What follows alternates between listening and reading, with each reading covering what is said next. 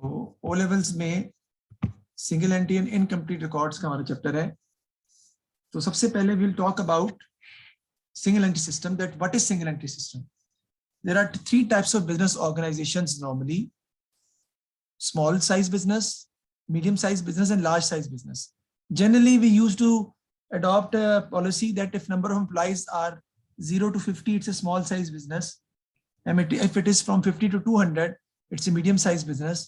And if it is above 200 employees, then we used to take it as large size business. So normally small size and medium size business, they don't keep proper books of accounts. Means they don't adopt double entry bookkeeping.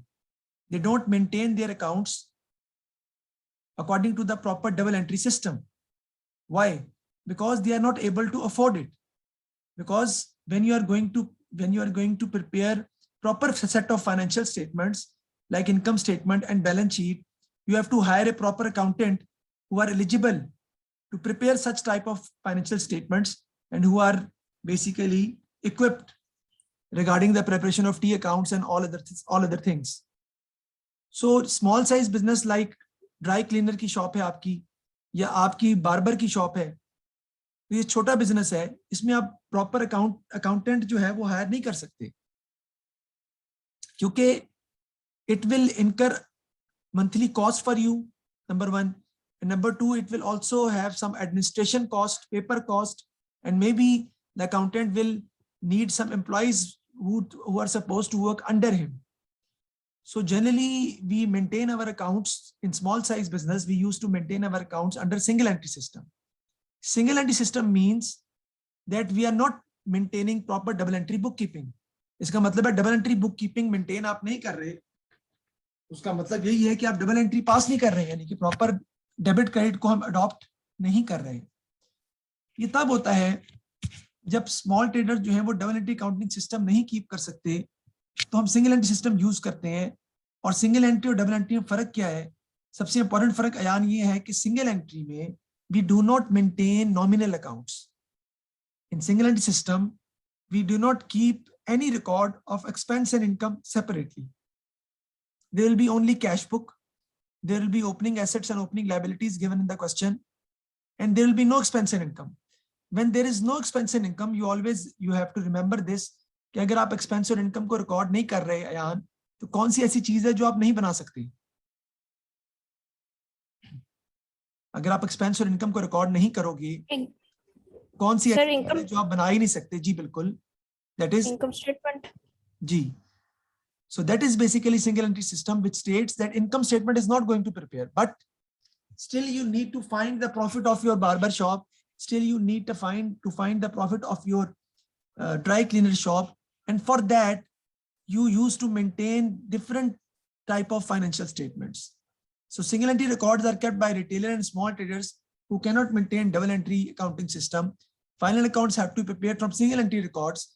Single entry system, we don't maintain nominal accounts. It means there is no expense or income account, so we are not able to calculate net profit or loss by preparing income statement. इसमें required क्या होता है?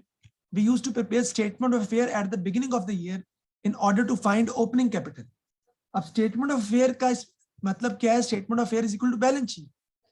हम balance sheet बनाते हैं और opening assets में से opening liabilities minus कर देते हैं, तो आपके पास opening capital आ जाता है. फिर हम बनाते हैं statement of affair at the end of the year to find closing capital, और वो भी ऐसे ही निकालते हैं कि closing assets में से closing liabilities minus कर देते हैं तो closing capital आ जाता है आपका. और फिर हम बनाते हैं statement of profit and loss in which we used to go for a formula. तो statement of affair को balance sheet कहते हैं. Depreciation अगर question में दी हो, it is always calculated on closing assets. All investments are related with closing statement of affair and has only one effect, which is balance sheet effect. and sole trader में हमने ये पढ़ा था income statement और balance sheet में हर transaction के दो effect होते हैं. एक इफेक्ट होता है इनकम स्टेटमेंट में और दूसरा इफेक्ट होता है जो हम करते हैं बैलेंस शीट में. लेकिन सिंगल एंट्री में हम बनाते हैं, सिंगल एंट्री में बनाते हैं क्या बनाते हैं? सिंगल एंट्री में हम बनाते हैं स्टेटमेंट ऑफ अफेयर्स, यानी बैलेंस शीट, और जितनी भी एडजस्टमेंट्स होंगी उसका सिर्फ एक ही इफेक्ट होगा, क्योंकि इनकम स्टेटमेंट वाला इफेक्ट तो हम कर ही नहीं सकते. मिसाल के तौर पे एक्रूड एक्सपेंसेस दिए हुए हैं, तो अक्रूड एक्सपेंसेस को हम एक्सपेंसेस में ऐड नहीं कर सकते, सिर्फ करंट लायबिलिटी में लिखेंगे, because it is we are going to give only one effect which is balance sheet effect. फिर अगर आपने साल के दौरान कुछ सरमाया कारोबार में लगा दी है, that is called additional capital, if the amount has been introduced into the business as new capital, as further capital, as extra capital, fresh capital or introduced capital. तो formula to calculate profit or loss क्या होगा आपका? Closing capital plus drawings minus opening capital minus additional capital. With this formula we can calculate profit or loss and any missing figure given in the formula. इस फॉर्मूले से हम कुछ भी calculate कर सकते हैं, मिसिंग फिगर भी कैलकुलेट कर सकते हैं जो फॉर्मूले में दी हो।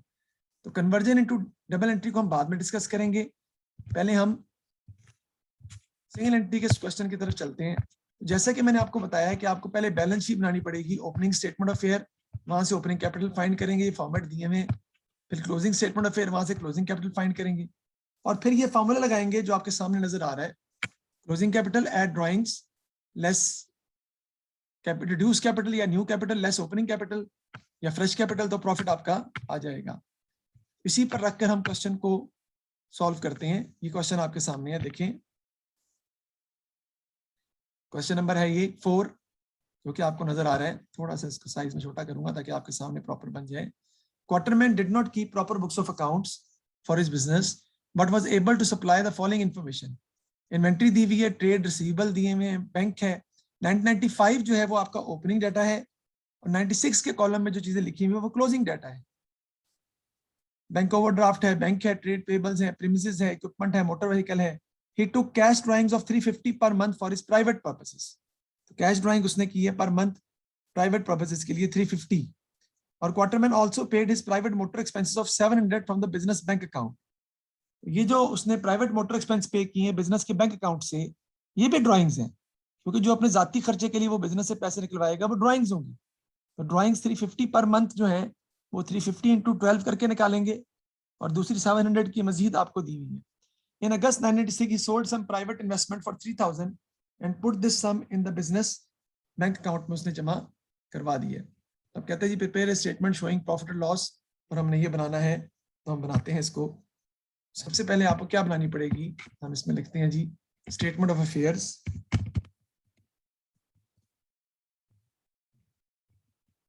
एट द बिगिनिंग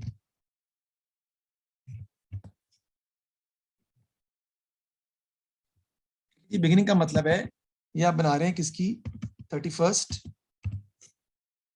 दिसंबर 1995 की। दो कॉलम हम इसमें बना लेते हैं, how we are going to go for it. Dollar के साइन, इधर भी आ जाएगा डॉलर का साइन। स्टार्ट हम किससे करते हैं आपको पता है, it's just type of a balance sheet. Start from non current assets. देखते हैं हम नॉन करंट एसेट में क्वेश्चन में ओपनिंग के डाटा के लिए क्या दिए हुए हैं। देखिए नॉन करंट एसेट में प्रीमिसेस है 20,000 की और इक्विपमेंट है 4,300 का। You have to supposed to go for the first column, not the second column, because opening assets minus opening liabilities, you will have your opening capital. So you will go for only opening items, which is basically 30 September 1995.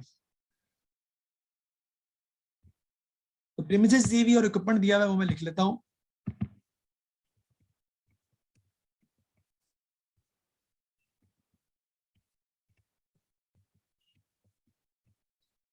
Premises आपको दी हुई है जी, की आप गौर करें, premises दी हुई है 20,000 की और इक्विपमेंट है 4,300। हम यहाँ पे लिख लेंगे जी प्रीमिस 20,000 की, इक्विपमेंट है जी आपका 4,300। इसका हम कर लेंगे टोटल, तो आपके नॉन करंट एसेट्स का टोटल आ जाएगा विच इज 24,300।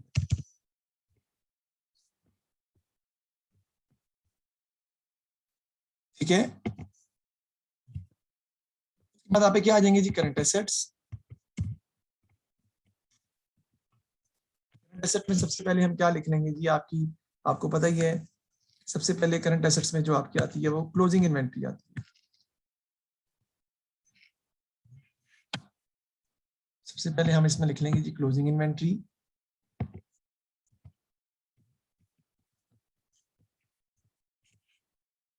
हम देख लेते हैं जी क्लोजिंग इन्वेंट्री में कितने की दी हुई है। क्लोजिंग इन्वेंट्री में दी हुई 4700 की। बेटा जो 995 का कॉलम है सिर्फ उसका उठाना है, और ट्रेड रिसीवेबल कितने के 1900 की। तो क्लोजिंग इन्वेंट्री दी हुई है आपको 4700 की, ट्रेड रिसीवेबल दिए हुए आपको 1900 के,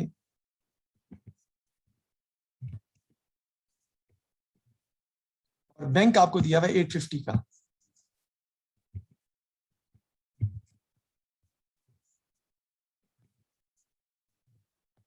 ठीक है जी, इसका हम कर लेंगे टोटल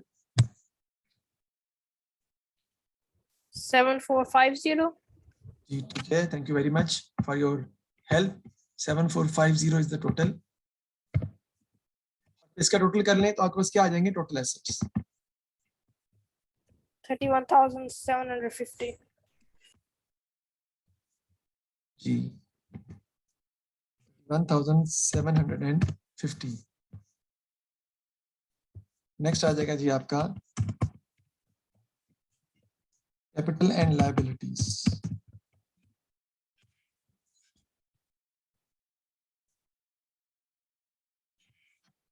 कैपिटल एंड लायबिलिटीज में सबसे पहले आपका आ जाएगा जी कैपिटल।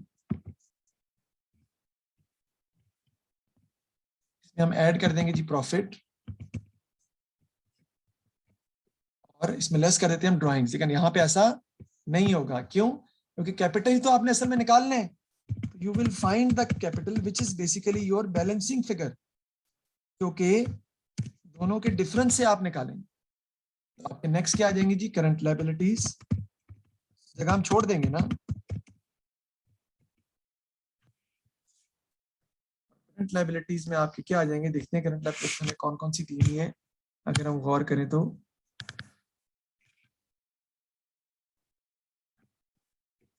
क्वेश्चन में, तो करंट लायबिलिटीज आपको दी हुई है ट्रेड पेबल्स 2550। तो मैं लिख लूंगा यहाँ पे ट्रेड पेबल्स, यहाँ पे 2550। इसका आंसर भी यहाँ सेम आना चाहिए क्योंकि ऊपर वाले का आंसर आ रहा है ऑब्वियसली, क्योंकि आपको पता है कि टोटल एसेट्स बराबर होते हैं टोटल लायबिलिटीज के। तो इसका आंसर सेम आना चाहिए 31750। मैं यहाँ भी लिख लूंगा 31750, और जब मैं ऊपर से ऊपर रिवर्स जाते हुए माइनस कर दूंगा इसमें से 2550, तो मेरे पास कैपिटल की फिगर आ जाएगी which is a balancing figure. तो फाइंड कर लें इसको सर 29250। जी जी 29250। 29250, ये आपने कैपिटल जो है बैलेंसिंग फिगर के थ्रू फाइंड आउट कर लिया है। ओके हो गया जी? Yes sir. जी हम अब हमने बनानी है जी क्लोजिंग बैलेंस शीट। तो इसको आप लिख लें क्योंकि इसी के ऊपर मैं क्लोजिंग बैलेंस शीट बना लूंगा, मुझे एक्स्ट्रा वर्क नहीं करना पड़ेगा।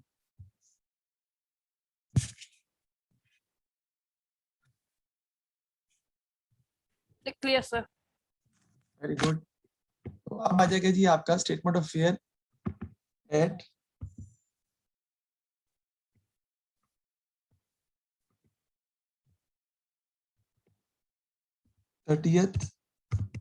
सितंबर 2000, सॉरी 2000 नहीं है 1996।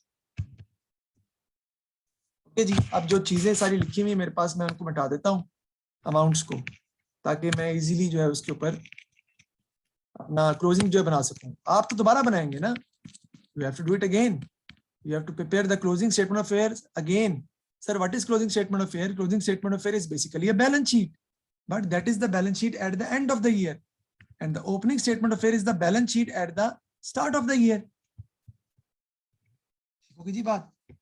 अब हम देख लेते हैं इसमें कि क्लोजिंग में क्या चीजें आ रही हैं। सबसे पहले इक्विपमेंट और प्रीमिसेस देख लेते हैं। प्रीमिसेस 21,000 की है, इक्विपमेंट 3900 का है। प्रीमिसेस आपकी आ जाएंगी जी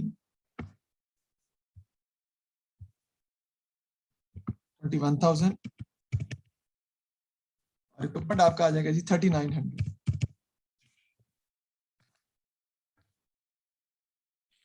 हम टोटल कर देंगे जी, कितना आ गया 24,900। 24,900 हो गया जी। नेक्स्ट देखते हैं जी हम।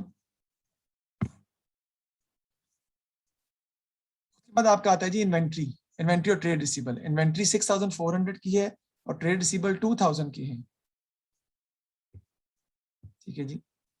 इन्वेंट्री जो है वो आपकी है 6400 और ट्रेड रिसीवेबल जो है वो दी है 2000 की और बैंक ओवरड्राफ्ट है। इसका मतलब है कि इसमें कैश पॉजिटिव में बैंक तो मौजूद नहीं है। ये आपका आ जाएगा 8400। ये मैंने अच्छा आउटर कॉलम में लिखना था मैंने शायद, तो यहाँ पे लिख लेता हूँ, कोई बात नहीं। 24,900 टोटल आ जाएगा। इन दोनों का टोटल कर लें, कितना आता है टोटल एसेट्स?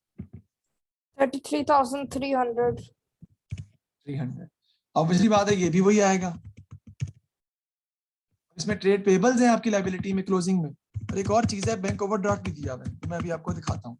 देखें ट्रेड पेबल्स बैंक ओवरड्राफ्ट में, ये देखें ट्रेड पेबल्स दिए हुए आपको लायबिलिटी में 1750 के, और बैंक ओवरड्राफ्ट दिया हुआ है 2450 का एंडिंग में, वो भी आपका आ जाएगा।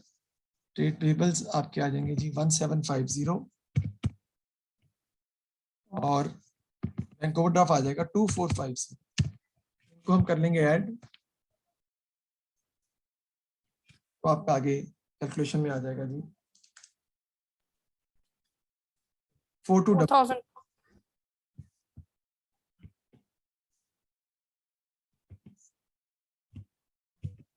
33,300 में से 4200 माइनस कर दो तो कैपिटल की फिगर आ जाएगी आपके पास, balancing figure 29,100।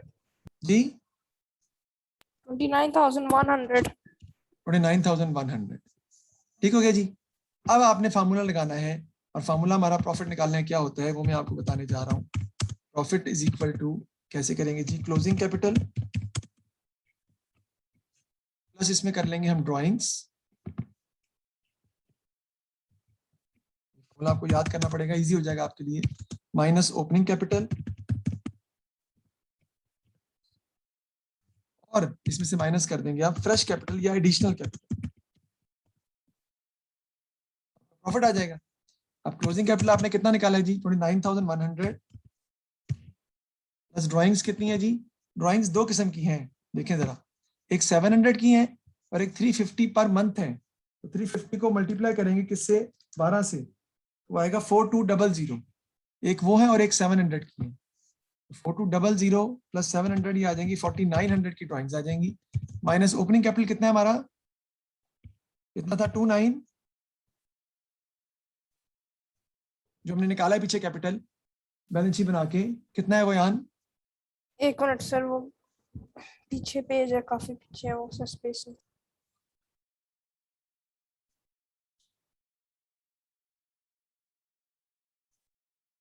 Ji, this is the single entry system basically. We used to prepare balance sheet at the start to find opening capital, then balance sheet at the end to find closing capital.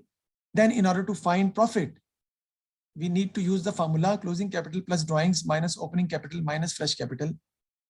तो opening capital कितना है हमारा,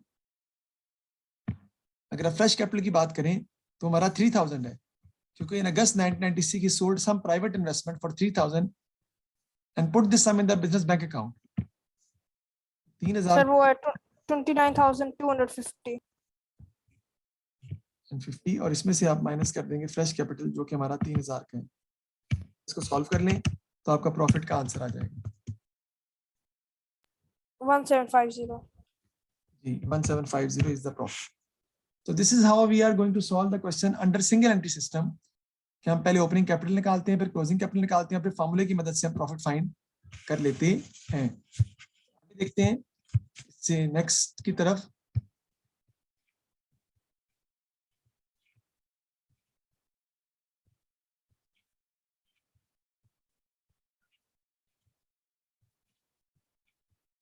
मैं आपको pictures दे दूंगा ताकि आप घर में इसको सॉल्व कर सकें। और अभी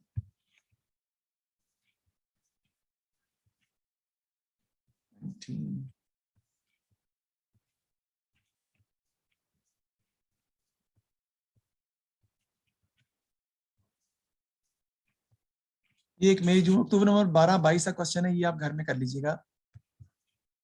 अक्टूबर नवंबर 12-22 का क्वेश्चन, ओ लेवल्स की बात कर रहा हूँ, वो आपको पास्ट पेपर में से देखना पड़ेगा। अक्टूबर नवंबर 12-22, ठीक है। ठीक है।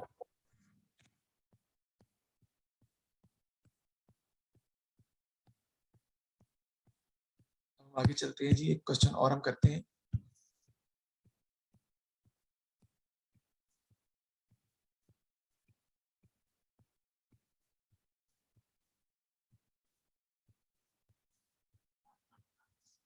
ये देखें जी, मई जून 18-23 का क्वेश्चन है। Kumail commenced business on 1st April. She did not keep a set of double entry records, but the following information is available. Kamila started business with a motor vehicle of 5,000 and inventory of 8,000. Half of the inventory was purchased using a bank loan repayable in 2022. उसने क्या कुमिला का capital आप निकाल कर दिखाएं। यहाँ पर उसने हमें पूरी स्टेटमेंट ऑफ फेयर बनाने को नहीं कहा, हम डायरेक्टली भी कैपिटल इसमें कैलकुलेट कर सकते हैं कि हम पूरी स्टेटमेंट ऑफ फेयर बनाएं, हम डायरेक्टली कैपिटल कैलकुलेट कर लेते हैं। कैपिटल क्या होगा आपको पता ही है, opening assets minus opening liabilities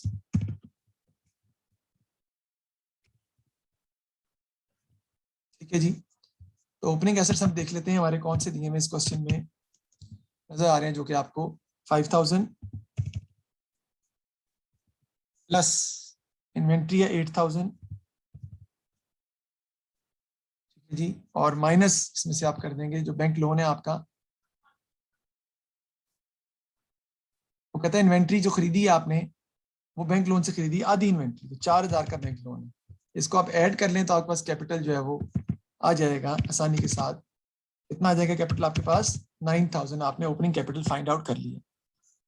क्योंकि मोटर व्हीकल आपका 5,000 का, इन्वेंट्री 8,000 की है, तो half of the inventory was purchase using A bank loan.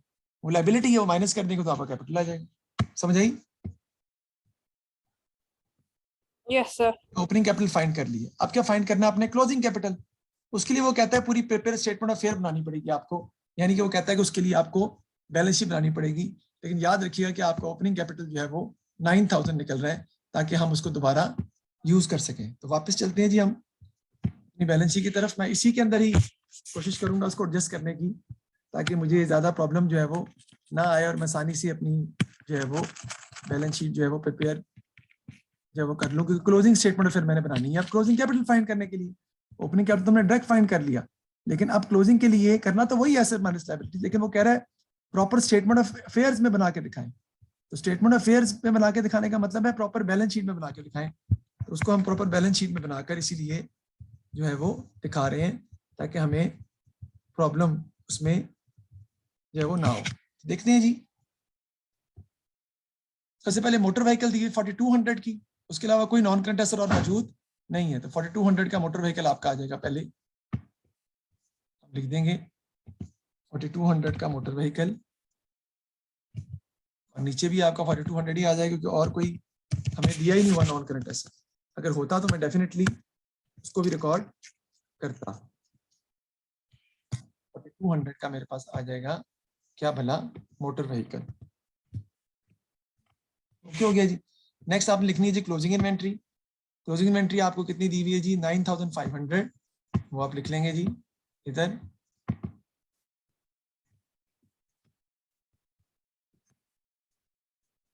उसके बाद आपके आते हैं जी ट्रेड रिसीवेबल्स 11,500 की, जस्ट मिनट, 11,400 की, वो आप लिख लेंगे। उसके बाद आपका कैश एंड कैश इक्विवेलेंट दिया हुआ है, बैंक दिया हुआ है पॉजिटिव 1,500 डेबिट, बैंक पॉजिटिव दिया हुआ है 1,500 डेबिट, वो आप लिख लेंगे। एक और चीज दी हुई है जो कि मैं यहाँ लिख रहा हूँ, वो भी आपकी एसेट है, वो है अदर रिसीवेबल्स। वो भी आपको लिखने पड़ेंगे अदर रिसीवेबल्स, क्योंकि वो भी आपका एसेट है, और वो कितने के दिए हैं आपको? 600 के। इनको आप ऐड कर लेंगे तो आपके पास करंट एसेट्स का टोटल आ जाएगा। ऐड कर लेते हैं हम।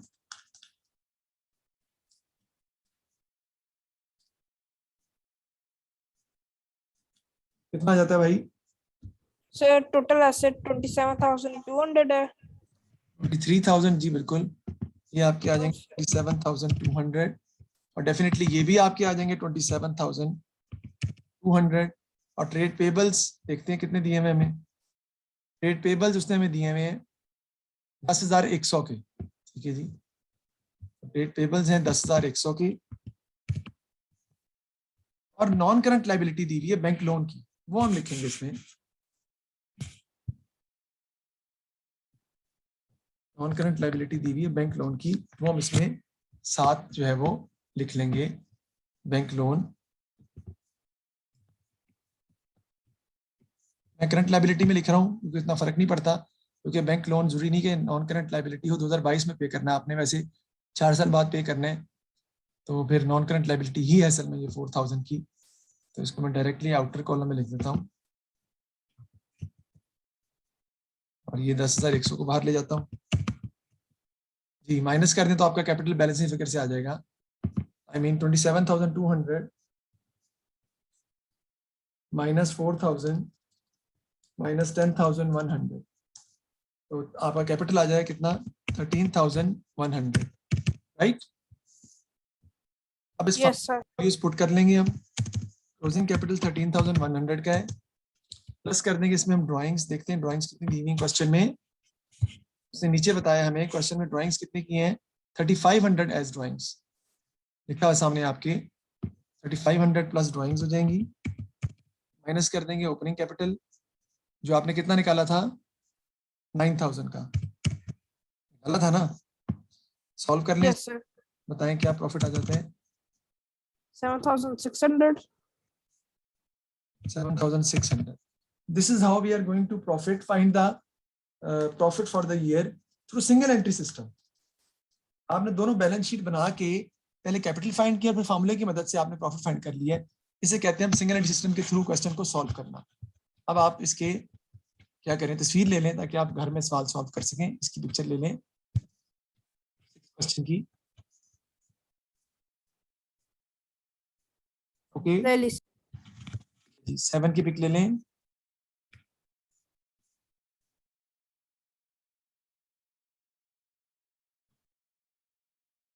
ले ली।